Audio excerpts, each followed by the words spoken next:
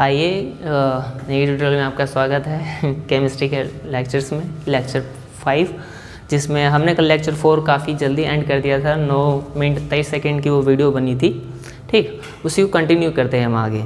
तो हमने कल जो शुरुआत की थी केमिस्ट्री में, जो पहला चैप्टर है हमारा some basic concept of chemistry, उसमें हम कहाँ तक पहुँच गए थे? Law of combination, law of chemical combination. जो लॉ ऑफ केमिकल कॉम्बिनेशन जो था, उसमें हमने 2 नियम पढ़ लिए थे, जो 2 लॉज थे, law of conservation of mass, law of constant proportion, ठीक है। लॉ ऑफ कांस्टेंट प्रोपोर्शन के हमें कुछ एग्जाम्पल पे थे, ठीक। वो एग्जाम्पल हमने लिख दिया था, सवाल ले दिया था, ठीक। उसका आंसर लिखना रह गया था, ठीक है। सॉल्यूशन जो करना रह गया था, ठीक। वो सॉल्यूशन ये था कि सॉल्यूशन में क्या था, क्वेश्चन क्या था एग्जैक्टली? क्वेश्चन ये था कि अगर कॉपर ऑक्साइड हमने लिया 1.1375 ग्राम लिया हमने, अगर उसे हीट किया हाइड्रोजन करंट में, तो कॉपर हमें मिला था 1.098 ग्राम के आसपास कॉपर मिला, ठीक है।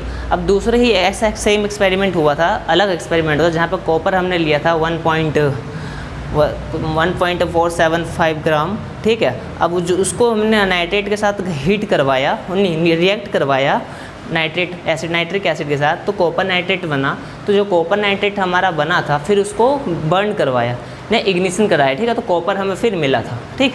जो कॉपर हमें मिला है, कुछ मास कॉपर का मिला, वही 1.475 हमें मिला था, लेकिन 1.179 ग्राम कॉपर हमने शुरू में लिया था, ठीक है। 1.179 ग्राम शुरू में लिया था, लेकिन 1.476 या 6 ग्राम हमें कॉपर हमें लास्ट में मिला था। तो इसमें हमें ये बताना है कि लॉ ऑफ डेफिनेट प्रोपोर्शन कैसे है होल्ड होता है यहाँ पे, ठीक है।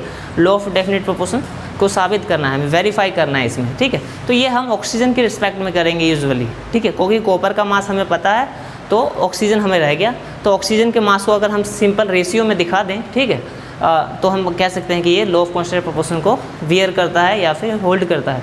तो उसी में अगर जो हमारा कॉपर ऑक्साइड है 1.375 ग्राम, ठीक है, और हम उसमें कॉपर कितना निकला बाद में जाके 1.098 ग्राम, तो उसको हम क्या कहेंगे, जो कॉपर पूरे कॉपर ऑक्साइड का मास है, उसमें से कॉपर का मास मैंने घटा दिया, ठीक है। तो बचा खाली ऑक्सीजन का मास, ठीक है। ऐसा मान लीजिए जहाँ भीड़ लगी है, मतलब 10 लोग हैं, 10 लोगों में 5 औरत, 5 मतलब मेल हैं, ठीक है। अगर फीमेल्स का मास हटा दो तो मेल का मास बचेगा। कुछ ऐसे ही कि इसमें अगर हम कॉपर का मास हटा दें तो बचेगा ऑक्सीजन का मास, ठीक है। तो 1.375 में से अगर 1.098 ग्राम को घटा दें तो बचेगा 0.277 ग्राम, ठीक है। अब हम निकालेंगे परसेंटेज ऑफ ऑक्सीजन, कि ऑक्सीजन इसमें कितना परसेंट था, ठीक है। परसेंटेज ऑक्सीजन अगर दोनों में इक्वल आ गया तो हम ये कह सकते हैं कि ऑक्सीजन समान मात्रा में दोनों में रिएक्ट किया था, ठीक है, दोनों रिएक्शंस में। तो ऑक्सीजन का परसेंटेज किसी भी चीज़ का परसेंटेज निकालने के लिए गिवन मास अपॉन में टोटल मास रहता है, इंटू में 100 रहता है। तो वैसे ही जब 0.277 ग्राम जो हमें ऑक्सीजन मिला, उसको डिवाइड करेंगे 1.375 ग्राम से इंटू में 100, तो हमारा आएगा कम से 20.14 ग्राम के आसपास आएगा, 20.14 के ग्राम के आसपास ये हमें मिल जाएगा, ठीक है। 20.14 मिला। अब दूसरी रिएक्शन थी हमारे पास 1.179 ग्राम जो कॉपर था हमारे पास, 1.475 ग्राम कॉपर ऑक्साइड था, 6 ग्राम। तो उसमें से जब माइनस करेंगे, ठीक है, तो 0.298 ग्राम के आसपास ये हमारा आ जाएगा कॉपर। तो इसी के साथ हम अब अगर आगे जाएंगे, 0.298 ग्राम जो हमारा ये निकला, तो उसी की फिर ऑक्सीजन की परसेंटेज निकालेंगे, उसी सेम तरीके से परसेंटेज हमें निकालना है। परसेंटेज हमने निकाल ली, तो उसमें आएगा 20.12 ग्राम, ठीक है। ये परसेंटेज लगभग एक दूसरे के अप्रॉक्सीमेटली बहुत ही क्लोज परसेंटेज है, ठीक है। तो ये अगर मतलब 0.02 का फ़र्क है, तो इससे हम इस फ़र्क को ये नहीं मान सकते कि लो फेल होता है। तो इससे हम ये कहते हैं कि 20.14 जो पहले में था परसेंटेज ऑक्सीजन का, अब जो दूसरे में था 20.12 परसेंटेज, ये दोनों अप्रॉक्सीमेटली इक्वल है। तो हम यही लिखते हैं, hence the percentage of the oxygen in the first is equals to the percentage of oxygen in the second reaction, okay. So it is in agreement law of conservation of law of constant proportion, ठीक है। ये agreement में है इसके, ठीक।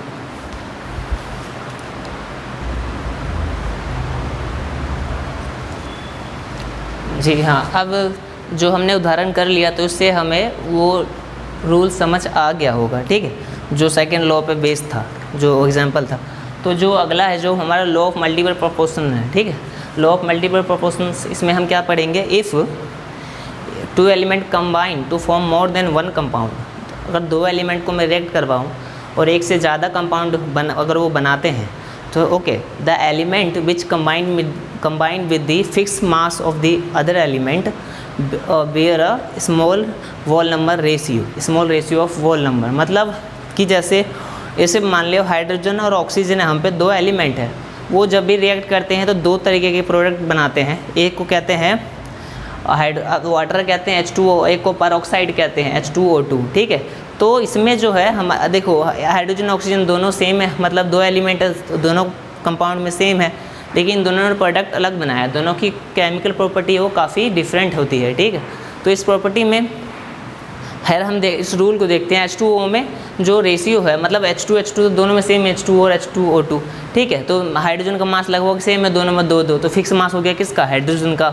लेकिन oxygen का दोनों में अलग है, एक में है खाली सिंगल O तो 16 और एक में है ऑक्सीजन O2 तो उसका 32 हो जाता है, ठीक है। तो इसका जो रेशियो हो जाता है मतलब 16/32, तो 1/2 का रेशियो हो जाता है, जो कि ये साबित करता है कि वो एलिमेंट जो fix mass of the other element के साथ कंबाइन करता है वो स्मॉल रेशियो बियर करता है, ठीक है। और ये रूल यही कहता है, ठीक।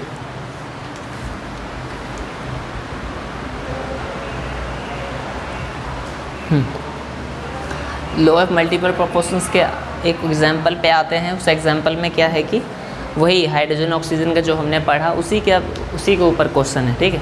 हाइड्रोजन और ऑक्सीजन को हमने मिलाया, ठीक है।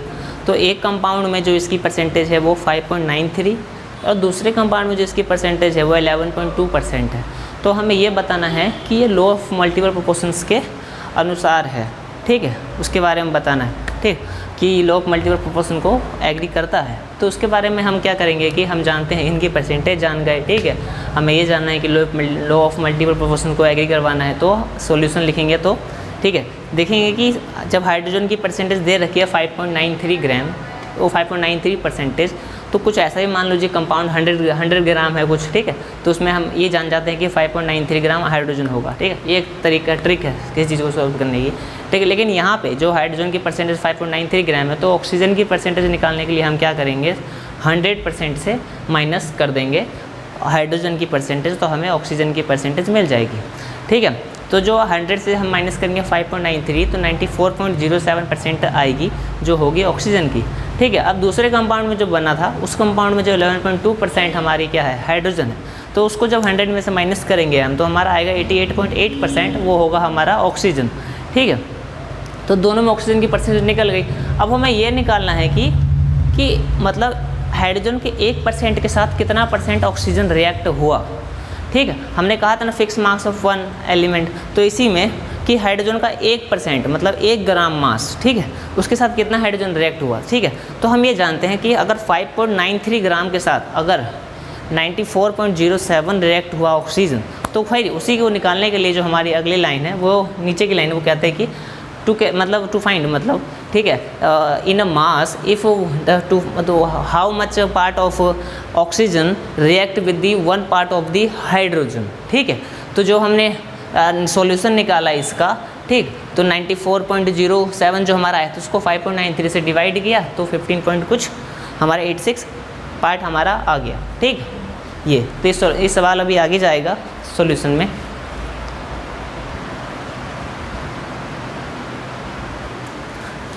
ऐसे ही जो हमारा सेकंड कंपाउंड था उसमें भी हम यही निकालेंगे, ठीक है, पार्ट्स का रेशियो निकालेंगे। तो the number of parts by mass of oxygen that combine with the 1 part of hydrogen, जो 88.8% हमारी ऑक्सीजन निकली थी, उसमें कितना मतलब जो हाइड्रोजन के 11.2% हाइड्रोजन था हमारा, ठीक है। तो उसमें अब हम नंबर ऑफ पार्ट्स का रेशियो निकालेंगे, तो ऊपर ऑक्सीजन का पार्ट, नीचे हाइड्रोजन के पार्ट्स जितने, तो 88.8 उसका था और 11.2 हाइड्रोजन का था, तो डिवाइड करके जो हम पे आंसर आया वो आया 7.9, ठीक है। Since the mass of oxygen that combined with the first compound bear a small whole number ratio with the mass of oxygen that combined with the second compound, ठीक है।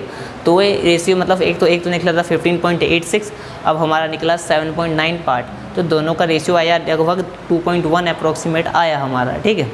तो ये हमारा यही जो हमारा लॉ ऑफ मल्टीपल प्रोपोर्शंस कहता था, वो यही कहता था कि अगर हम जब अगर दो एलिमेंट दो से ज़्यादा कंपाउंड बनाते हैं एक दूसरे से रिएक्ट करके, तो जो एक एलिमेंट था ठीक है, जिसका मास वेरी कर रहा था, और जो एक फिक्स मास के साथ रिएक्ट करता था वो सिंपल वॉल नंबर रेशियो, पूर्ण संख्या का रेशियो वेयर करता था। ठीक है, तो वो यहाँ सिद्ध हो गया। तो हम कह देंगे hence it is in agreement of law of multiple proportion.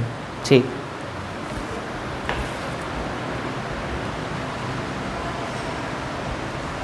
ठीक, अब हम आते हैं चौथे लॉ पे। ठीक है, फोर्थ लॉ जो हमारा कहता है गे-लुसेक्स का जो लॉ है, जोसेफ लुइस गे-लुसेक। ठीक है, इन्होंने जो लॉ दिया था, उन्होंने कहा था कि जब दो गैसें एक दूसरे से रिएक्ट करती है, when two gases react each other they do so in a simple ratio. Okay, they do so in a volume which bear a simple ratio to one other and to the ratio to the volume of a product also. ठीक है, उन्होंने कहा था जब दो gas react करेंगे, वैसे ही जैसे नीचे लिखा है, जैसे हाइड्रोजन और क्लोरीन, जैसे मान लो कि एक दूसरे के वॉल्यूम के रेशियो में, ठीक है, एक दूसरे के, जैसे अगर 1 वॉल्यूम ऑफ हाइड्रोजन है तो 1 वॉल्यूम ऑफ क्लोरीन रिएक्ट करेगा, और एक ही बैलेंस केमिकल रिएक्शन है एक तो। ठीक है, जो बैलेंस में जो इनके कोफिशिएंट है ना, सामने के कोफिशिएंट, ठीक है, वो कोफिशिएंट कितने हैं उतने वॉल्यूम रिएक्ट करेंगे। ठीक है, तो ये इनका लॉ था, फोर्थ लॉ। ठीक, और हाँ, इनका रेशियो जो रेशियो है 1:1:2, वही मतलब इनके कोफिशिएंट का रेशियो है। ठीक है, इसी रेशियो में ये कंपाउंड, इसी रेशियो में एलिमेंट रिएक्ट करते हैं, वो जो इनका वॉल्यूम आता है और फिर ये हमें मिलता है। ठीक,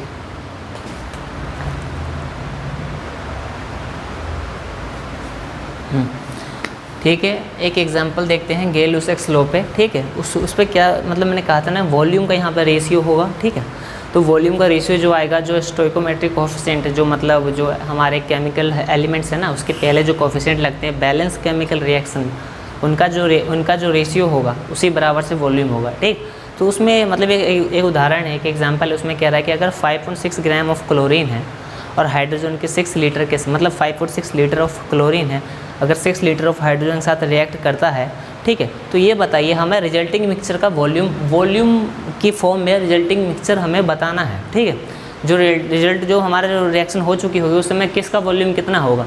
तो देखिए, जब हमने रेशियो बताया था कि कोफिशिएंट का रेशियो होगा, ठीक है, तो यहाँ पे H2 जब Cl2 के साथ रिएक्ट करेगा तो 2HCl बनता है, 1:1:2 हो गया। ठीक है, 1:1:1 हो गया रिएक्टेंट, और रेशियो 2 हो गया प्रोडक्ट का। ठीक है, ऐसे तो जब हमारे पास क्लोरीन 5.6 लीटर ही है, तो हम जब हाइड्रोजन भी ना हमारे साथ जो रिएक्ट होगा वो 5.6 लीटर ही होगा। जो 0.4 लीटर होगा वो रेजिडुअल की तरह बच जाएगा, उसका कुछ नहीं होगा, रिएक्शन उसके साथ रिएक्शन नहीं होगी। ठीक है, और जो हमारा प्रोडक्ट होगा वो बन जाएगा 11.2 लीटर, जो 5.6 का दुगना है। तो ऐसे हम एक रिजल्टिंग जो मिक्सचर है उसका हमने वॉल्यूम खोज लिया। ठीक है, तो मत ठीक, हाँ, वो किसका इस्तेमाल करके, गे-लुसेक्स लॉ का इस्तेमाल करके।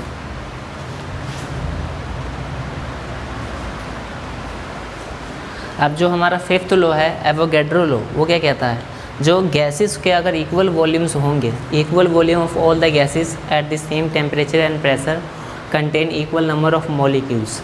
ठीक है, जैसे हाइड्रोजन जो मतलब जो हमारी रिएक्शन थी H2Cl2 को मिला के जो HCl हमें मिल रहा था 2HCl। ठीक है, यहाँ पे जो है मोल्स, ठीक, equal number of equal volume hydrogen और क्लोरीन का वॉल्यूम इक्वल है 1:1। तो जितने मॉलिक्यूल हाइड्रोजन के होंगे उतने मॉलिक्यूल ही क्लोरीन के होंगे।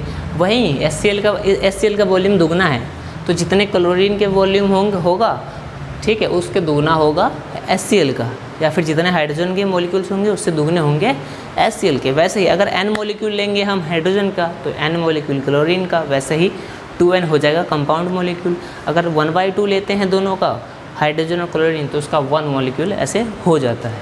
ठीक है, ये हमारा एवोगैड्रो लॉ था। अब इस पर हम पढ़ते हैं इसकी एप्लीकेशंस क्या है।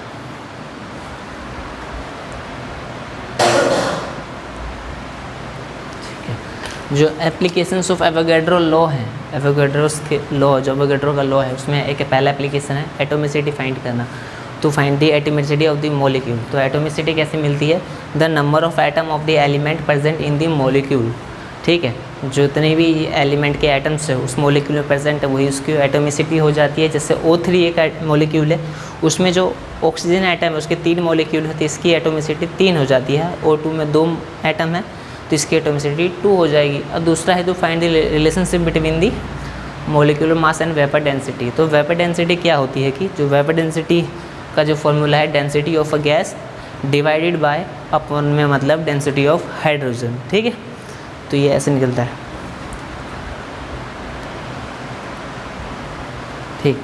उस वेपर डेंसिटी के फॉर्मूले को आगे बढ़ाते हुए जो density of a gas upon में डेंसिटी ऑफ हाइड्रोजन था, तो डेंसिटी मास अपॉन में वॉल्यूम होता है, तो दोनों का वॉल्यूम हमने सेम लिया था, किसी गैस का या हाइड्रोजन का, तो वॉल्यूम डिनोमिनेटर में था तो कट गया, ठीक है। दोनों के जो न्यूमरेटर बचा mass of a gas at STP मतलब स्टैंडर्ड टेम्परेचर एंड प्रेशर।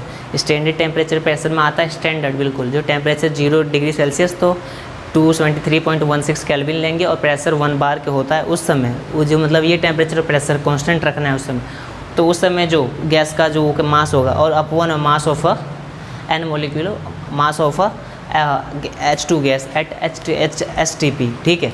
तो वो आगे जाके बनता है mass of n molecule of gas, ठीक है, एट STP और नीचे mass of n molecule of hydrogen, ठीक है।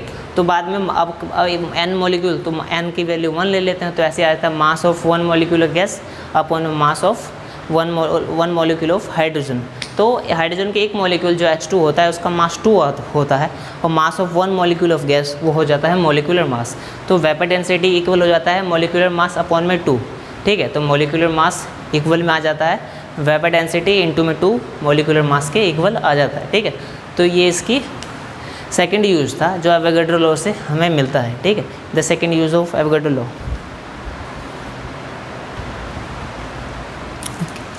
एवोगाड्रो लॉ की तीसरी जो एप्लीकेशंस है तो वो कहती है कि to find the relationship between the mass and volume of the gas. तो रिलेशनशिप यही है, जो हमारी सेकंड रिलेशन थी ना उससे हमें थर्ड एप्लीकेशन मिली। सेकंड एप्लीकेशन क्या थी, जो वेपर डेंसिटी इंटू में 2 is equals to molecular mass, ठीक है। तो मोलिकुलर मास, ठीक है, तो हम मोलिकुलर मास वैसे ही रखेंगे क्योंकि हमें मास और वॉल्यूम के बीच और रिलेशनशिप निकालनी है, ठीक है। तो मोलिकुलर मास वैसे ही रहेगा। अब हम बात करेंगे वेपर डेंसिटी के साथ। वेपर डेंसिटी हो जाएगा mass of certain volume of a gas at STP standard temperature and pressure, ठीक है, अपॉन में आ जाएगा जो mass of certain volume of hydrogen gas at STP। अब वो जो नीचे मतलब जो सेकंड स्टेप है वो आगे हो जाएगा, ठीक है। वो थर्ड स्टेप होगा, जो होगा वो होगा mass of 1 litre of a gas at STP upon में जो मास होगा ना 1 litre of hydrogen at STP वो होता है 0.089 ग्राम, ठीक है। तो जो 2 को जब 0.089 से डिवाइड करेंगे 22.4 आएगा। अब ये पूरे हमारी इक्वेशन हमारे सामने है, जो हमारा मोलिकुलर मास होगा वो 22.4 इंटू में volume of gas at STP।